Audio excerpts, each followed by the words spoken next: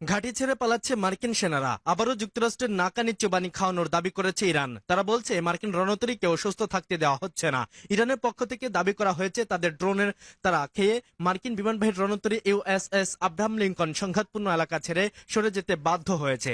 যদিও এই দাবি এখনো স্বাধীনভাবে যাচাই করা যায়নি। ইরানি সামরিক সূত্রের দাবি বৃহস্পতিবার ওমান উপসাগরের কাছে এই ঘটনার সূত্রপাত। তাদের বক্তব্য অনুযায়ী মার্কিন নৌবাহিনী শক্তিশালী বিমানবাহী রণতরী ইউএসএস আব্রাহাম লিঙ্কন ইরানের জলসীমার কাছাকাছি অবস্থান করছিল। ঠিক সেই সময়ে ইরানের একাধিক ড্রোনের আকাশে মোতায়েন করা হয়। এই ড্রোনগুলো দ্রুত গতিতে মার্কিন নৌবহরের দিকে অগ্রসর হয় বলে দাবি করা হয়েছে। ইরানের খাতায় আলাম্বিয়া সেন্ট্রাল হেডকোয়ার্টার্সের দাবির মার্কিন জাহাজটি তখন ইরানের উপকূল থেকে প্রায় ৩৪০ কিলোমিটার দূরে অবস্থান করছিল। তাদের বক্তব্য অনুযায়ী ড্রোনগুলো মার্কিন রণতরীর খুব কাছাকাছি পৌঁছে যায় এবং পরিস্থিতি দ্রুত উত্তেজনাপূর্ণ হয়ে ওঠে।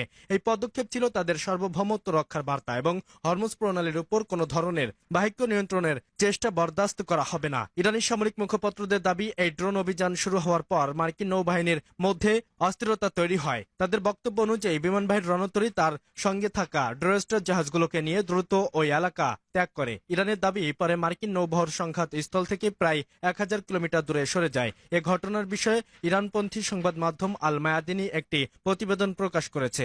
সেখানে বলা হয়েছে, একই সময় পারস্য উপসাগরের উত্তর অংশে একটি মার্কিন তেলের ট্যাঙ্কারেও হামলার লক্ষ্যবস্তুতে পরিণত হয়। প্রতিবেদনে দাবি করা হয়েছে ওই ট্যাঙ্কারকে আগুন ধরে যায় এবং জাহাজটি মারাত্মকভাবে ক্ষতিগ্রস্ত হয়। ইরানের পক্ষ থেকে আরও একটি বিস্ফোরক অভিযোগ আনা হয়েছে। তাদের দাবি, অঞ্চলে অবস্থানরত কিছু মার্কিন সেনা নিরাপত্তা ঝুঁকির কারণেই সামরিক ঘাঁটি ছেড়ে বিভিন্ন দেশের হোটেলে গিয়ে আশ্রয় নিচ্ছে। ইরানের সামরিক বিবৃতিতে এই ঘটনাকে কাপুরুষত্ব পথ প্রসারণ বলে উল্লেখ করা হয়েছে।